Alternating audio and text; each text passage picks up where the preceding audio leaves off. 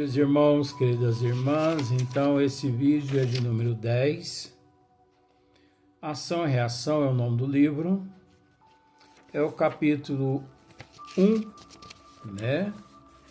Então, o capítulo 1, Luz nas Sombras.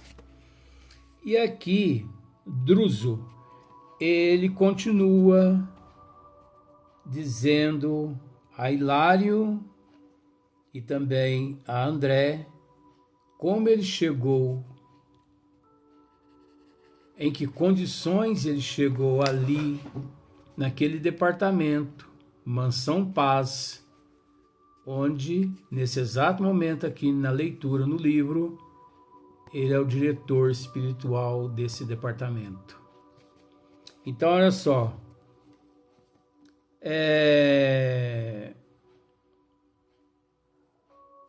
Até que de alguns anos para cá recebi jubilosamente o encargo de orientar a instituição sob o comando positivo dos instrutores que nos dirigem. Obrigado a pacientes e laboriosas investigações, por força de meus deveres, posso adiantar-lhes que as densas trevas em torno somente aportam as consequências que se entenebreceram nos crimes deliberados, apagando a luz do equilíbrio em si mesmas. Nestas regiões inferiores, olha só, não transitam as almas simples em qualquer aflição purgativa, situadas que se encontram nos erros naturais das experiências primárias. Cada ser está jungido por impositivos da atração magnética. Cada um está jungido à atração das forças da atração magnética. Ao círculo de evolução que lhe é próprio, é a lei de ação e reação, é a lei de causa e efeito, é a lei de atração. Então, é natural que semelhante atrai semelhante. Pode ter certeza que onde há um grupo de pessoas fazendo uso de drogas, ali há uma turba imensa de espírito também se drogando. Onde há um grupo enorme de pessoas fazendo caridade, rezando, há também ali um grupo enorme de pessoas fazendo a caridade, orando, pedindo, rogando a providência divina, porque semelhante atrai semelhante.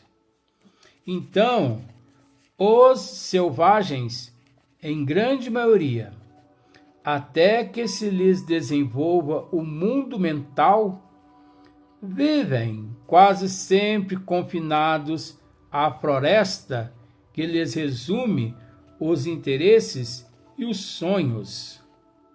Olha só. Retirando-se vagarosamente do seu campo tribal sob a direção dos espíritos benevolentes e sábios que os assistem.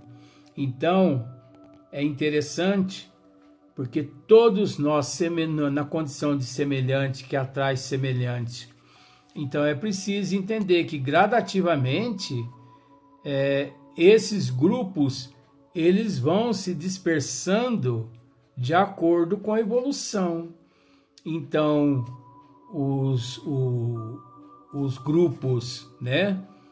Principalmente esses que nós denominamos como mais primitivo, né? Essas tribos, os índios e tudo mais, tem um porquê. Chega o momento certo, a hora certa, em se dispersar, né? E as almas notoriamente primitivas, em grande parte, caminham ao influxo dos gênios beneméritos que a sustentam e inspiram, laborando com sacrifício nas bases da instituição social e aproveitando os erros, filhos das boas intenções, à maneira de ensinamentos preciosos que garantem a educação dessas almas. Asseguro-lhes assim que, nas zonas infernais, Druz ainda dizendo, asseguro-lhes, André e Hilário, assim que nas zonas infernais propriamente ditas, apenas residem aquelas mentes que, conhecendo as responsabilidades morais que lhes competiam, todas se ausentaram deliberadamente com o louco propósito de ludibriarem o próprio Deus. Então você conseguiu entender? Olha só, vamos voltar aqui. Gostou disso aqui, né?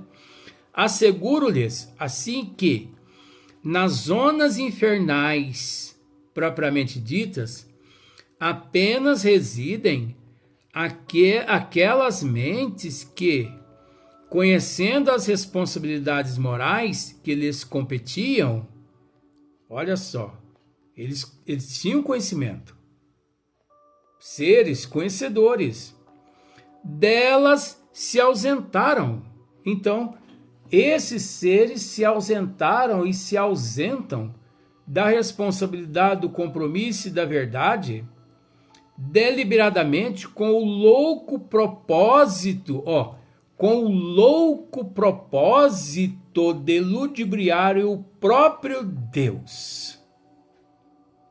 Mas não é isso que realmente aqui na Terra acontece? É isso que acontece aqui na Terra. Quantos milhões de nós aqui na Terra ignoramos Deus, ignoramos nosso Senhor Jesus Cristo? Quantos milhões de nós aqui na Terra procuramos barganhar com a espiritualidade? Quantas pessoas recorrem às casas espíritas em busca de namoro, em busca de homem, de namorada, em busca de loteria esportiva, em busca de trabalho, em busca de cura física, não é? Aqui na Terra é cheio disso. Quantos milhões de pessoas que batem às portas das casas espíritas? Quantos milhões de pessoas que batem à porta dos cartomantes, dos pais de santo, autodenominado pais de santos, né? Para jogo de cartas, baralho, né? As cartas, para ler a sorte, os búzios, tarô, né? Para ver o futuro,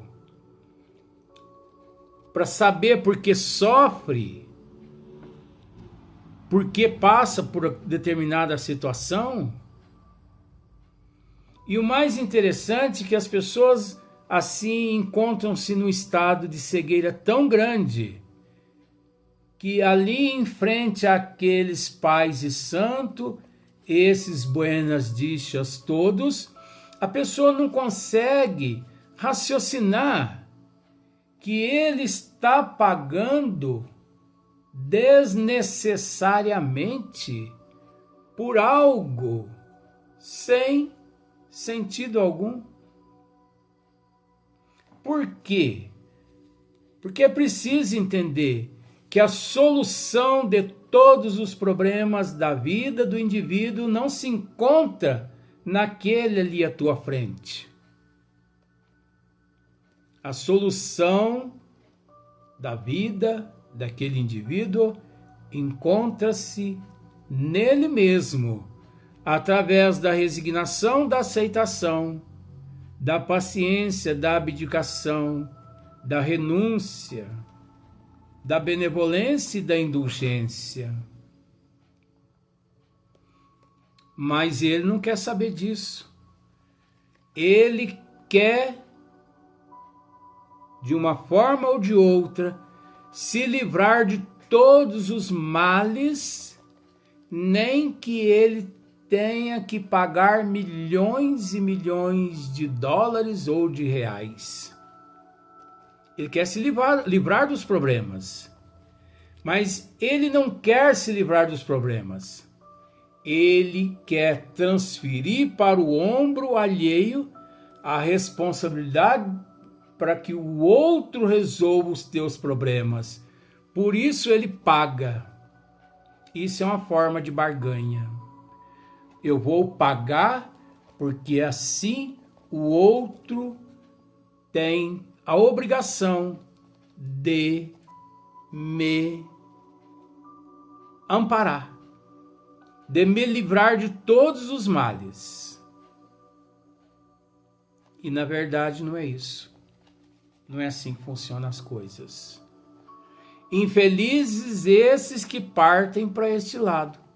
Conforme estávamos dizendo, quantos milhões de pessoas se preocupam com as casas espíritas por causa dos fenômenos mediúnicos, psicografia, tratamentos de cura, livrar-se do câncer, disso e daquilo.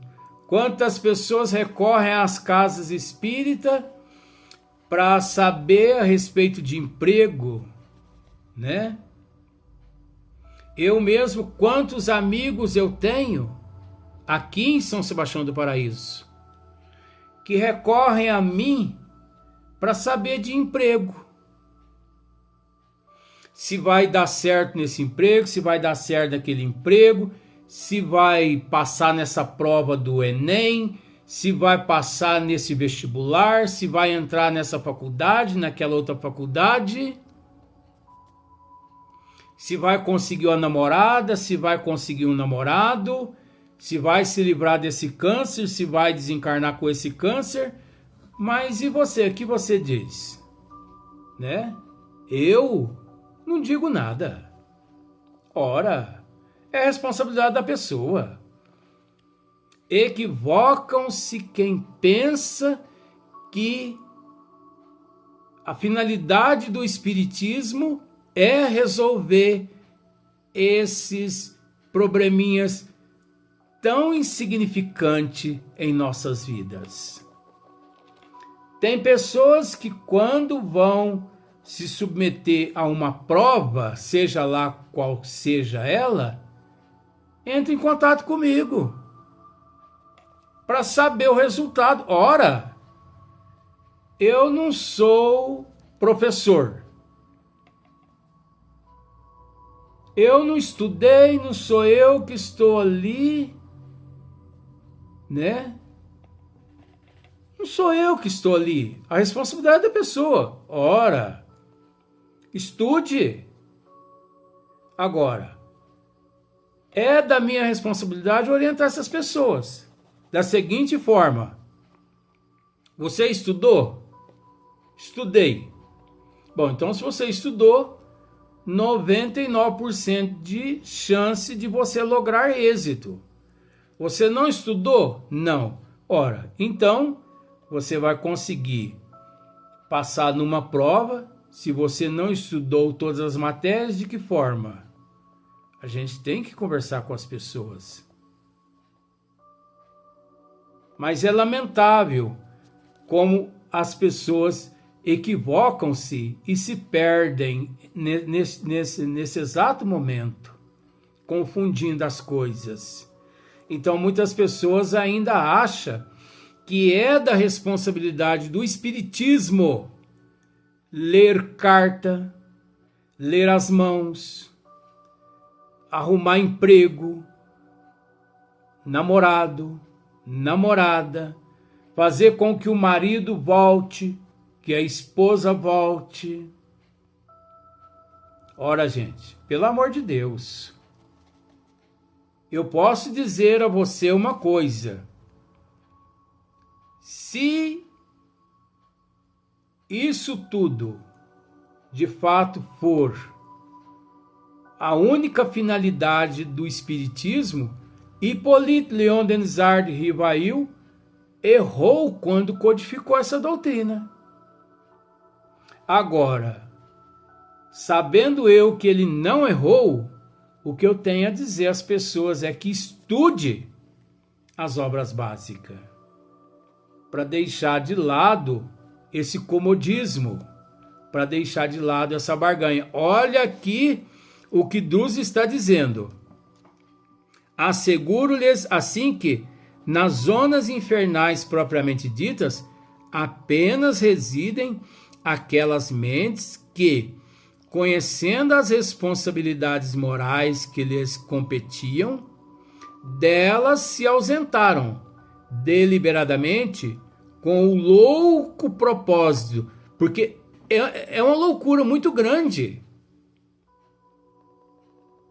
É uma loucura muito grande, né? De ludibriar o próprio Deus. Gente, nós vamos conseguir ludibriar Deus? Nós vamos conseguir enganar o Criador? Para você ver como que são as coisas, não vou dizer nome, mas um determinado cientista aqui na Terra, não vou dizer nome, porque parece que o que eu digo, parece que as pessoas muitas pessoas parece que assistem os nossos vídeos para pegar aquilo que a gente comenta aqui para depois descer a lenha lá no YouTube. E a plataforma do YouTube, como eles não têm conhecimento de lei de causa, efeito, ação, reação, a verdade é essa, a plataforma reconhece isso, eles não têm conhecimento dos desígnios de Deus, eles vão e deletam o vídeo da gente. Mas veja bem, um determinado cientista aqui na Terra disse que ele só acreditaria em Deus se Deus provasse. Olha a pobreza desse cientista. Eu só acredito em Deus se Deus um dia provar que ele é mais ágil que a velocidade da luz, que é de 300 milhões de quilômetros por segundo. Ei, cientista pobre esse. Esse coitado, ele se enquadra aqui nesse item. Olha aqui, ó. Louco propósito de ludibriar o próprio Deus. Esse cientista, o desejo dele é ludibriar o próprio Deus. Esse que eu estou acabando de dizer. Porque um ser com conhecimento tão grande, como esse cientista que eu estou tratando aqui, mostrar uma pobreza de espírito tão grande, pois Paulo, ele nos disse: nele nos movemos, nele existimos. Isso é de Paulo, não é nosso. Que equivale a dizer: Deus é a inteligência suprema, é a causa primeira de todas as coisas. A luz não existiria se Deus não existisse. É preciso entender que a luz, eu vou usar um número aqui só para você entender uma coisa. Para ficar fácil, porque não tem como enumerar números se tratando de universo. Mas vamos pensar assim, a luz 300 mil quilômetros por segundo é uma fração tão insignificante perante a grandeza de Deus que é preciso entender. O espírito evoluído, ele pensa, lá ele se encontra.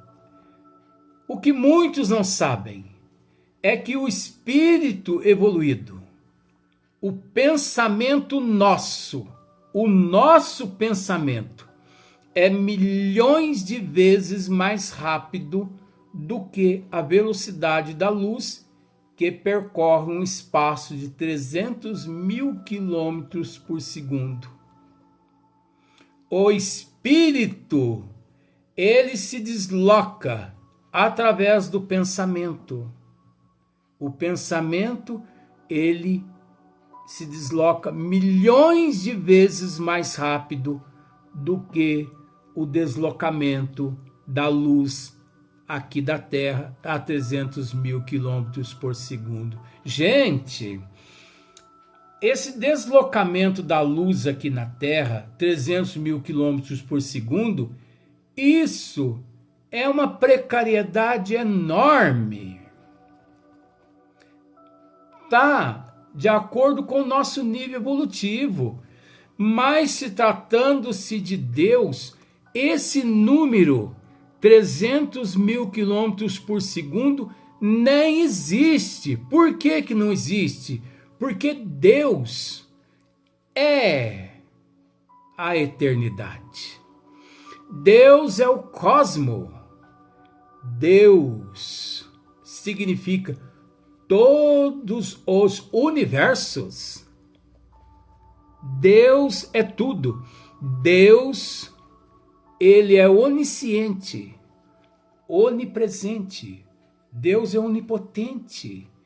Deus encontra-se em todos os lugares ao mesmo tempo.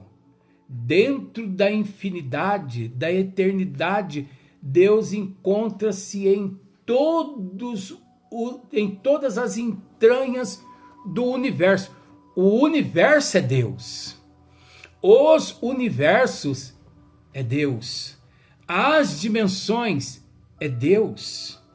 Tudo é Deus. Então, como Deus vai provar que ele é mais rápido que a luz, sendo que a luz é insignificante, é algo insignificante. A velocidade da luz é algo insignificante perante o Criador. E além do mais, você acha que Deus, a inteligência suprema, a causa primeira de todas as coisas, você acha que ele perderia tempo em nos provar sua grandeza? Você acha que Deus, ele se preocuparia em provar a grandeza dele a seres tão insignificantes tanto quanto nós? Você acha que Deus se preocuparia em provar a sua grandeza a seres que não conhecem nem a si próprios? Eu não me conheço. Deus vai provar a grandeza dele a mim que nem me conheço. Para que motivo? Para mostrar que ele é grande? Será que não basta olhar 360 graus à minha frente, tanto no horizonte quanto no vertical, e pensar: isso não é obra humana? Isso é obra de uma inteligência suprema, de uma causa primeira de todas as coisas. Isso basta. Tem muitas pessoas que usam aquele termo assim: Deus é fiel. Isso é um termo medíocre. Medíocre tanto quanto a pessoa que crer que Deus é fiel. O dia que Deus provar que ele é fiel, ele deixa de ser Deus. Porque Deus tem lá algo que provar a nós, seres tão insignificantes que nem conhecemos a nós mesmos. Gente, pelo amor, aí eu vou usar ele, pelo amor dele, né? Pelo amor de Deus. Deus ser fiel. Então, por exemplo, se Deus realmente é fiel, esse câncer há de desaparecer-se do meu corpo. Aí eu te pergunto, foi ele que botou o câncer no teu corpo? Agora ele vai ter que retirar esse câncer do teu corpo por qual motivo?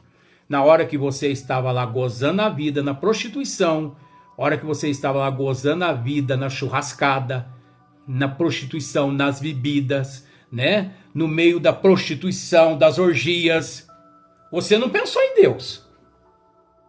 Ou você pensou, mestre, Deus, entra aqui no meio da prostituição e vamos pra farra. Você dividiu ali as meretrizes com Deus?